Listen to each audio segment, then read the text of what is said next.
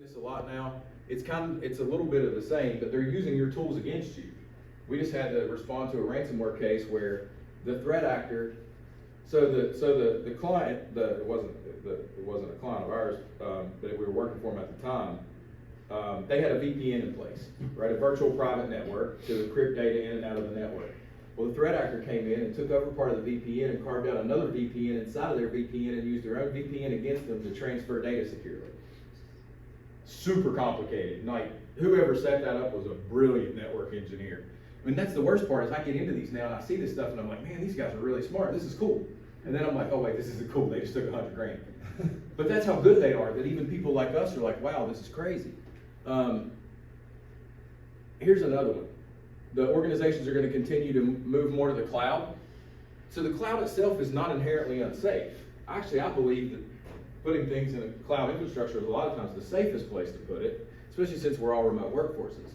But if you move things to the cloud and don't understand what you're doing, or you hire somebody that doesn't understand what they're doing, it's not the same as having it in a server in your office, and it can open a lot of security gaps. We've seen a lot of big breaches happen because some internal IT team moved all their servers into Microsoft Cloud and didn't know what they were doing, and then somebody just takes over the whole thing. Supply chain's a big one too. The biggest thing you should be watching for, one of the biggest things you should be watching for is what are your vendors doing, right? Like in healthcare, most of the breaches come through one of their vendors that they're doing business with that are attached to their networks, right? Because you're just giving them trusted access. And so it's the same thing about like, who are your software vendors? Who's selling you software? If you go shop 3 software, say you shop 3 business softwares and they all do the same thing, like exactly, but one of them's really cheap. Where do you think they save the money? Security. Every time. They didn't test it, they didn't penetration test it, they didn't validate the code, they didn't do anything. You don't end up like this. I promise you, I won't tell this story today, we don't have time, but we did have a story where we worked for the state of West Virginia for years, and they called us at one point and said, we have a woman hiding under her desk and she's afraid she's gonna be murdered. And we're like, you got the wrong security guys. Those are the state police with the guns, not us. Well, what happened is there was this whole thing happened in email and it was pretty crazy. But I put this slide up here because there is help out here, right? Like if you hear all this and you haven't heard all this before, you probably feel like her right now. You're like, oh my God, help me. But there is help out here. Even though it's the fastest growing threat, there's things we can do to stop it, right? If you're not doing, let's just focus on these today because we don't have a lot of time. If you're not doing these things on the left right here, then you're doing something wrong right now. The very first thing you should be thinking about is training your people. They are your last line of defense. What happens if an email gets through spam filters and gets through all your security and gets on their desktop and they can open it? Who's the last line of defense there? Them. Because they have to choose whether they take action on that email, right? They have to choose if they open it, don't open an attachment, reply to it, put in a password. You have to train your people. This is the most low-hanging fruit. It is the cheapest thing to do. All cyber insurance even requires now that you train your employees. Why? Because it works. You're just transferring risk to the insurance company. When you go to get cyber insurance, you're going to get a questionnaire. Please do not answer that on your own. Find somebody that understands technology to answer that questionnaire, because if you answer one question wrong, even if it's an accident, and you have a breach, guess what? They won't pay. Because what they'll say, you defrauded them. You did not give them true and accurate information. We have seen large breaches where people had cyber insurance and one question that said, oh, we have MFA on everything, but you don't. And then when they find that out after the breach, the cyber insurer says, nope, not paying you. If you get in that situation and you're looking for a cyber insurance contract, that is something we do at no cost. We will help you fill that out. We'll do some background discussions and investigation. Patrick and these guys can get you to me. I don't even care if you're a client, I won't charge you. Because if you fill that thing out wrong, it can be the end of your business if you have a breach. But again, I say that to say, even the insurance companies want you to train your people. Why? Because you're transferring risk to them and they know this lessens the risk. Filter emails. Almost everybody's using Microsoft 365 now. If you're not, you're probably using Google, but 90-some% of the business world uses 365. Microsoft has email filters in there. Do not trust them. You do not, if you don't have E5, like the most advanced enterprise licensing, the email filters aren't that great that you're paying for. Have a secondary service on top of your 365 email. There's some really good ones to secure it, to fully back up the email, to back up the OneDrives and the SharePoints. But you definitely need to very, very, very well be scanning and filtering emails. If you run an office right now in operation and you don't have a firewall, that needs to be something you get immediately. The firewall is just the gatekeeper. It's just looking at what's coming in and out of the traffic. If all your employees are pretty remote and you have all cloud resources, we can even do virtual firewall, so it's not even real hardware. And then this is the last two things: patch, patch, patch, patch, and have a good updated AV. So what's patch mean? Anybody ever heard of Microsoft Patch Tuesday? Every Tuesday, Microsoft pushes out a ton of patches to the whole world. Security patches, critical patches, updates. These are updating the operating systems on your computers. Why do they have to do this every Tuesday? Microsoft's the most attacked platform in the world. People are constantly trying to break into it. So every week, they found where people have tried to break in. They've also had bug bounties, so they pay people to find gaps. And then those patches and updates fix those gaps and holes. I would say you definitely want to have those patches on your machines. There's updated, automated ways to do that. It's one of the most key things to having a good security posture. And it's not expensive. You can get agents that are $5 and $6 a month that handle this stuff on your machines. And then again, this says good updated AV. I just use AV because most people know what antivirus is. We're well beyond antivirus now. We use what's called an EDR, endpoint detection and response tool, or some people call it endpoint detection and recovery tool. It's like antivirus on steroids, so it's constantly watching your machine, gathering data, gathering information, stopping threats, and making sure you're protected. If any of this stuff I just said sounds like something you're not doing, you need to get a hold of your IT person or us or somebody to help you, because these are just basics now. Once we get those in place, we can start moving down the line. And I usually do this more for like an IT crowd about how we get into all this. This is stuff that your IT people would do for you. But again, this is the basics on the left. And I'll share this presentation with you so you can share it with the people here if you want. I will tell you this: if you spend more on coffee than on IT security at your business, you will be hacked. The last line I left for a reason. It says, "What's more, you deserve to be." I don't believe you deserve to be. That's kind of crazy, but I put this up here because this was the White House cyber czar that said this. This is how frustrated this guy got with the current landscape like a few years ago. And it blew my world, like our security world, everybody went crazy. He's a mild-mannered guy that doesn't say this stuff. Here's what happened. He was ticked off because all these businesses were coming back and screaming that the government didn't help them when they got breached. So I posit you this, and he said this later when he explained what he meant. If you have a business location, your physical location, and you walk out of it over the weekend, and you leave the front door open, the back door open, and the security system off, and you come in Monday and you got completely robbed, whose fault is that? You gonna blame the cops? You can't. They'd be like, idiot, shut your door, right? So that's what happened. So in cybersecurity, you have a physical business location and you have a digital business space now. Where's everybody going first is your digital location. If you don't lock those doors and secure that thing, that's your fault. And that's what he was saying. The U.S. government can't help you because like 90% of this stuff's happening in sovereign nations somewhere else that we can't do anything about anyway. And we can't block all other countries' communication because we have to communicate with the whole world. So all he was trying to get at was you have to protect yourself. The onus is on the business owner. And then we've got some best practices and safeguards. I think, are we up against time right now? You're good. About 10 more minutes. Okay. I'll not get through all this today, but I put it in here with the knowledge that they would probably share this presentation with you all. Sometimes I do this for technical crowds and it's about an hour and a half. You don't want to sit through that, I promise. The nerds love it, but you probably wouldn't. But look at this basic information security process and program. So what are we trying to do now? We're trying to fend off the effects of AI and machine learning and threat actors and ransomware games. Now that we know all this is out there, well, how do we fend this off? This looks complicated to some people, but it's pretty simple. This little guy, notice he's running in a circle and not a straight line. So he's in a circle because it never ends. This is something that has to happen in your business constantly. You can plug this little dude in about anywhere, and by the time you get him back around, it's usually been about a year, and you need to look at it all again. We suggest plugging him in over here, right? Security awareness training. If you got a small business and you're not training your people, a lot of times you can get security awareness training for like $1,500 a year, or $100 a month. If you can weaponize your people to be your best line of defense for $100 a month, that's a pretty good investment. So that's not a big ask, right? So we go to this way, we got him running this direction. Now we go to a risk assessment. People say, oh gosh, what does that even mean? I would challenge you to go back to your office, your nonprofit, your organization or whatever, and at some point in the next month, do a simple risk assessment. What does that mean? Get your key people and sit around a table and say, what happens if we walk in one day and no computer works because it's ransomed? And you know everybody's gonna say, uh-oh. You don't know what to do. That's when you start figuring it out. right? Do we have insurance? Do we have the right people to call? Do we have the right people in place? It's just a thought exercise, right? What happens if a business email compromise happens? Somebody changes wiring instructions and we lose $100 grand, right? What if? You can pull down risk assessment scenarios off the internet. You can have ChatGPT write one. Remember, I've been in here to y'all talk about AI before. Go in ChatGPT, tell it what your business is, tell it what you do, tell me how many employees you have, tell it what kind of computers you use, and tell it to write you a risk analysis you can do with your people. Free, doesn't cost anything but time. That's a great place to start, because now when you see, if you sit down with 5 other leaders and you say, what happens if we walk in one day and nobody can use a computer at all? No, that's a thought exercise, but that's real, right? And if you don't know what you would do, I would posit you need to figure that out now before it happens. When it happens is not the time, because I'm the guy that gets the incident response calls with the husband and wife that have had a 50-year business that they're gonna leave to their kids, that's now locked out with a $500,000 ransom and everybody's in tears.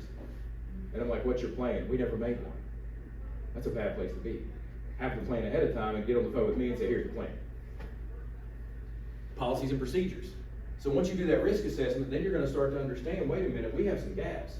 I'm a firm believer you cannot manage or control anything that's not written down. If you should be able to hand a policy to an employee that comes in your business, and they should at least have a basic understanding of what they can and cannot do with your computers. They're your computers, not theirs. You pay for the email address, you pay for the computer, you pay for the internet. They should not be using them as personal machines, they should be using them as work machines. And you should be able to say, this is the acceptable use of that machine. These policies can be very simple. Again, I used to make a lot of money writing policies for people. Guess what I don't make money doing anymore? They don't need me to write them, they've got AI. And I encourage you to do that. Why pay me $3,000 to write a bunch of policies? If you can go in some type of online form or some type of online tool and say, hey, this is what my business is like, help us write a basic set of policies and procedures. Just having that set of IT and security policies and procedures, we've got a couple customers where there's just like 3 pages. It literally says, you can't do this and this on the computers, you can't do this, you can't do this. But once you give that to all the employees, now everybody's aware. It also helps you too, if you have to fire somebody for doing something that breached your systems, you've given them something that says this is not acceptable, so they can't sue you for firing them. So this is just like where we talk about starting in small business, because you can imagine if you start training your people and assess your risk and then write procedures around your risk, you're like 1,000 times ahead of where you were before you did all that. And it's gonna make you go through this thought exercise to think about what's happening. And then we get into the more critical, change management, threat management, security event monitoring. Those are when you've got a really mature posture. Again, if you don't know how to write policies and procedures, you can get somebody to augment your staff, but you can also do a lot of this very basically just by using tools on the internet. Be very careful about who you select for your vendors. Again, remember what I said, if one of them is way cheaper than everybody else, where did they spend the money, save the money? Usually security. Security awareness training, I can't say it enough. For most small businesses, it comes in $1,500 a year or something. We also do free training for anybody's employee base that wants it. So if you have employees in a nonprofit, a business, whatever, an organization, a association, we will do a free training called You're the Last Line of Defense for you and all your people. I do it myself, I lead it, I can do it over the web, I can do it like this in person. We do it for free because we know it's that important, right? We pull the barrier to entry down and we eat the cost. And I'm not cheap, but we eat that cost because it is so effective for your people. They're not gonna listen to you as much as they're gonna listen to me because they believe that I'm some outside person that knows more about this, right? So that's the best way to start, is have somebody like us come in and do a live training for them to really translate it to them, and then start some type of automated program. Again, risk, I talk about doing a risk assessment on your business. It's a pretty simple exercise, really. So what do you do first? Let's identify what risks we have. Right? Just sit down and say, what is the risk to the business that could shut us down or harm us? Now when you have that list of risks, assess them. Because they're not all going to be the same severity of risk, right? Ransomware is a big risk. Somebody giving away a password to a database of phone numbers and names that's publicly available is a risk, but not a big risk. So you've really got to assess, now once you have that list and you say, okay, these are the top risks, these really don't matter as much. Now you've got to figure out, how do you control that risk? So if we say ransomware is a huge risk for us, how do we control that? We get cyber insurance, because now we're doing risk transference and we're transferring the financial responsibility to the insurance company. Now we say we've got a risk of business email compromise. Well, we don't have MFA, so how do we put MFA on? That lessens the business email compromise risk, right? We put added email security on for $7 a month. That lessens the risk. And then, what do you have to do at some point at the end of the year? Review all that and make sure it worked. And if it did, you keep moving forward. If not, you reassess. This is just a constant plan. There's all kind of sector-specific enforcement now. So whether you're in healthcare and have to deal with HIPAA, FDA, and all kind of things now around medical devices and device security, a bunch of regulations around electronic records and signatures, especially if you're, again, you have HIPAA, HITRUST. A lot of people use a NIST framework now. This is the National Institute of Standards and Technologies. Some government agencies make you meet this to work with them. But here's the big thing. We're seeing a ton of this now where state attorney generals and OCRs, if you lose a bunch of your clients' data, personal data, PHI, PII, I can almost promise you the state attorney general you're in is gonna come after you. I can almost guarantee they're gonna smash you. They're trying to shut this down. They're trying to make people be more protected. The governor that's in office in West Virginia, I know the head of security for the state attorney general's office under him, they're already going after people left and right. It's crazy. Congressional investigations, I mean, because again, a lot of time what you're getting hit for is not what you lost, but the customer data you lost. That's the problem. We talked about a risk assessment. Have you ever heard of NIST? It's the National Institute of Standards and Technology. They have a really good framework for how to run a risk assessment yourself. It's pretty complicated. So what I told somebody to do recently, download that thing, throw it in ChatGPT, tell it to use that standard to create a risk assessment for your business, and then tell it what your business is. It spits it out in like 2 minutes, and it's perfect. Super easy. We won't get into some of this. You don't need to know the difference between vulnerability and penetration testing right now. We talked about this again, but I'm gonna come back to it. Two-factor, multi-factor authentication. The three things you should do after this meeting. If you have a password that's less than 10 characters, you need to change it immediately. I can crack an 8-character complex password in 3 hours. I don't care what it is, how complicated it is. If it's 8 characters, I can crack it in 3 hours. And guarantee you I can figure out that password. Because the computer systems have gotten so much faster, I can try every combination that's possible. There's only a limited data set, right? If you have 8 characters, there's only a limited number of things that can make. Now that's in the hundreds of billions, or no, that's in the about 3.8 billion. But a computer's fast enough to do that. How long do you think that takes? So 3 hours for an 8-character password. What if I go to 10? So I just had 2 characters. 5 years for me to crack it. If I go to 12, it's 27,000 years. Why? Because you're adding just 2 digits. Imagine how many options it adds to what that can be. All we're doing in security is what's called time to solve. How long does it take you to solve our complicated problem? If it takes you 300 years, you're going to be alive long enough to get in. I was going to ask, you said time to solve. I think it was like Google just released a quantum chip that's turning those 300 years something like math problems, they can solve it immediately. So that's what we're up against with quantum computing. Yeah. There's a little smoke and mirrors. It doesn't really work yet. Okay. They're getting there. And fortunately, and what he was saying is with quantum computing, that's the scariest part for all of us because it takes the time to solve these giant data sets down to like nothing. So that 27,000 years it takes me to solve a 12-character password, with a quantum computer it takes me 0.032 seconds. So when quantum computers come out, all of our encryption and passwords are junk. But that's a topic for another day. The 2-factor is a big deal though, right? Put multi-factor on it. The other thing that we see that is the scourge of the world right now is people reusing passwords over and over and over. If you're in this room, and I know probably 90% of you are using the same password for everything, because everybody does. Let me tell you what's gonna happen. Say that I come after you as a threat actor, and I'm trying to get a password and username from you, and you use the same password everywhere. Should I just answer it? So say you're using the same password everywhere. So if you give me your your email and password accidentally, I'm gonna take that email and password and I'm gonna stick it in a program. I'm gonna stick it in a crawler. That program's gonna go check about 112 different web services and see if it can log in with your email and password you gave me. And now if you're using the password everywhere, I'm gonna log into every single service you have.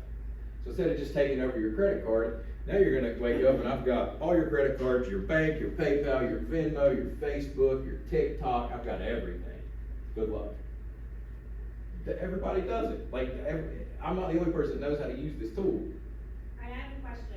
I'm wondering, is this a brilliant idea or completely useless? I had this idea once because I, like everybody else, right, I only want to remember one password.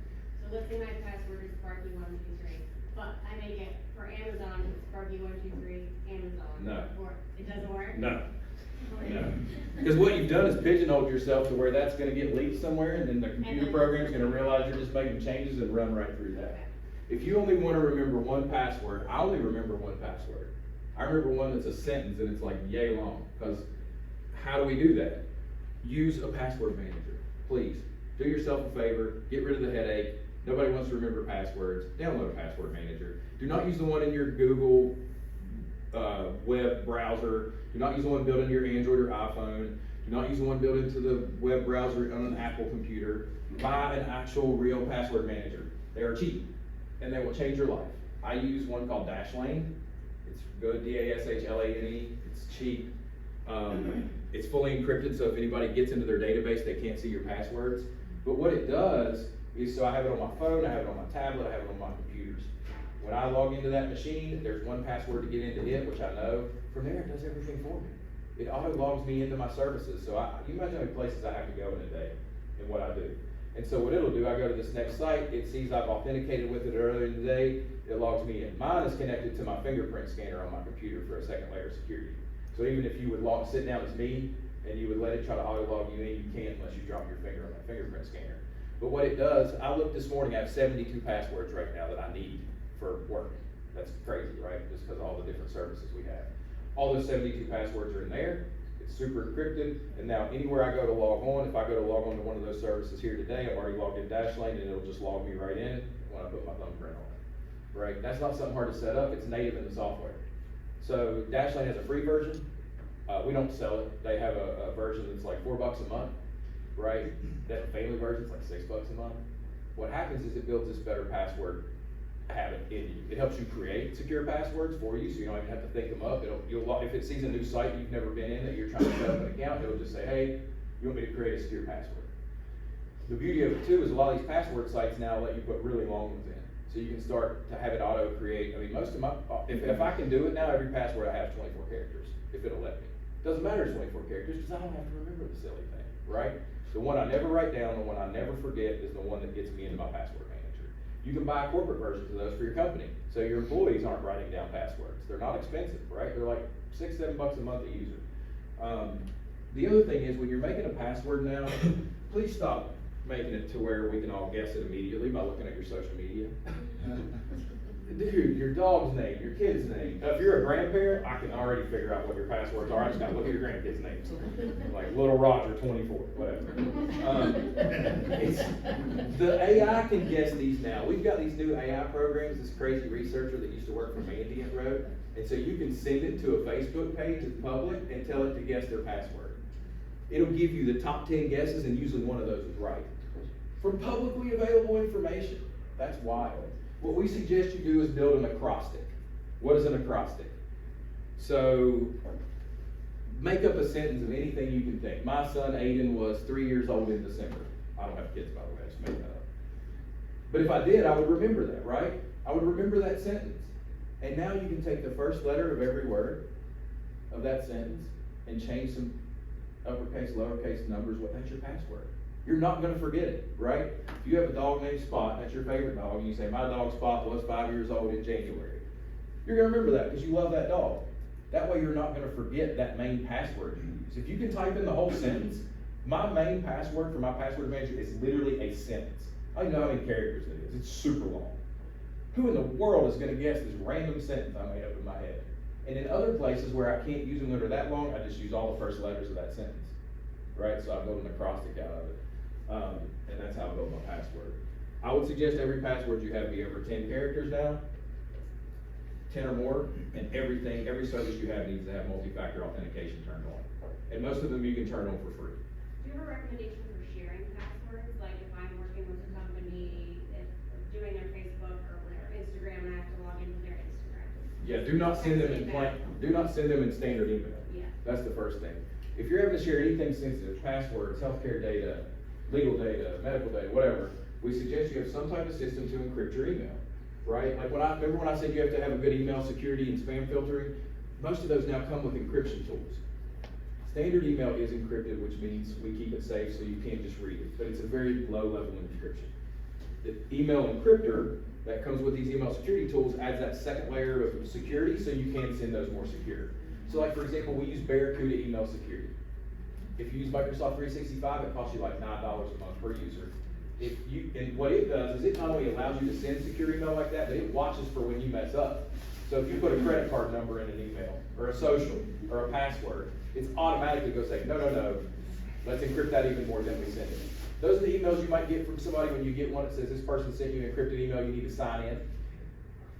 That's what those do, right? It's put another layer of encryption. And again, they're low hanging fruit. They're between $5 and $9 a month per user, but it allows you to, and then if you type secure in the password line, automatically encrypt it. But it also will look for those places where you messed up and didn't encrypt it on your own. Good? Yeah, we are at time, so Perfect. any last minute questions? All right, there's some more stuff on here that's relevant, so it'll all be in this presentation for you guys, and I hope this was helpful, and thank you.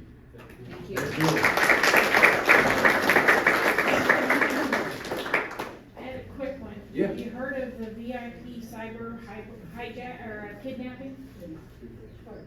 A what? VIP cyber kidnapping. No, they make new words every Yeah, well, it's when a person high up in the company is cyberly kidnapped, and they'll call the employees or the front desk, or, you know. Oh, yeah, we call it whaling. It's whaling. Whaling? Yeah, Okay. because they're whales, like your top executives Yeah. are whales, so that's called whaling, Ah, okay, which is really bad. yeah. All right, well, we want to thank Advantage Technology, thank Chris for our presentation this morning. Thank the Hilton here for hosting us. Lisa, update on First Friday. Yes. Hey everyone, thanks for being here.